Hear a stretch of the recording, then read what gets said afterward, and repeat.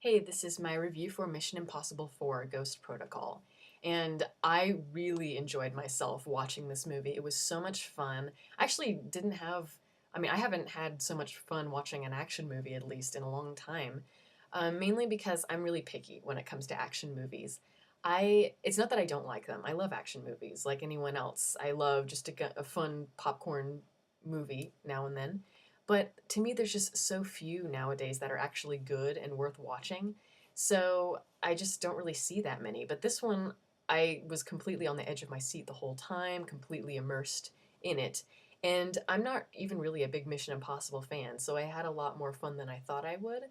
But I think the reason that this one worked is because it really kind of had that fun sense of atmosphere. I mean, Brad Bird directed it, who, did The Incredibles and Iron Giant, and he does have that kind of sense of fun and comedy in his films that I think is really fun and interesting.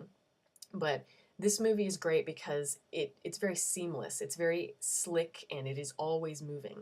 One thing I really don't like about action movies is how it's kind of spastic in terms of the narrative.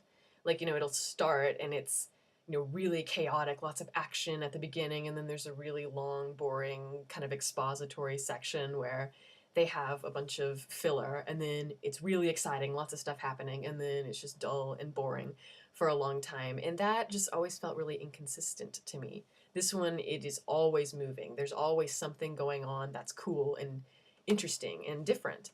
And I think that the cast is great, but the one thing that really is great is the action sequences. They are phenomenal, all of them.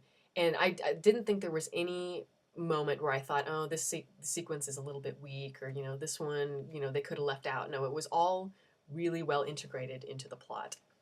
And I will say, though, that the sequence where Tom Cruise is on that really, really tall building, spectacular.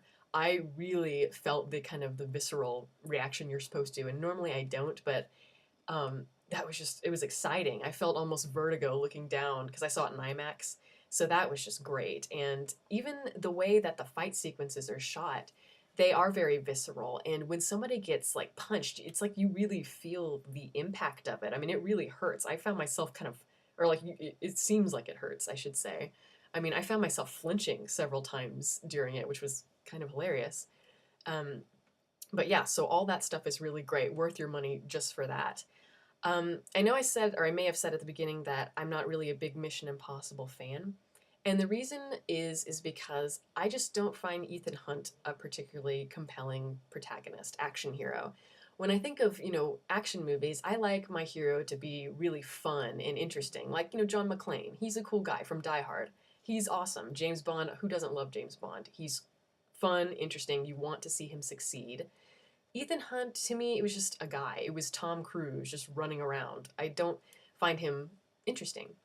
And this movie, the reason I liked it is because it focused less on um, the circumstances having to do with Ethan Hunt, and it was more about the camaraderie of the supporting players, the supporting cast. Because to me, they are much more interesting. Simon Pegg, he's hilarious in this movie. I mean, he's hilarious in everything, but he really gets his moment to shine in this.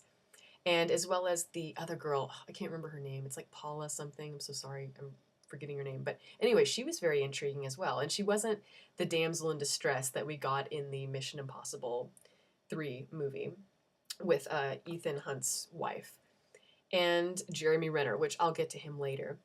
But yeah, when it comes to Ethan Hunt, in the third one, they really try to focus on him and trying to make him empathetic, in terms of the way that they wanted to make him more human. They wanted him to kind of have this kind of problem where, should he get married? Should he have to keep this secret life? Or, there was a lot of problems going on there in terms of like, what should he do? Should he kind of give up this life or, all that stuff? And, that might be interesting if I cared about the character, but I really didn't. So I was just, it's not that I didn't like Mission Impossible 3. I just, I didn't think it was all that great like this movie. This movie was just a lot of fun and it didn't take itself too seriously.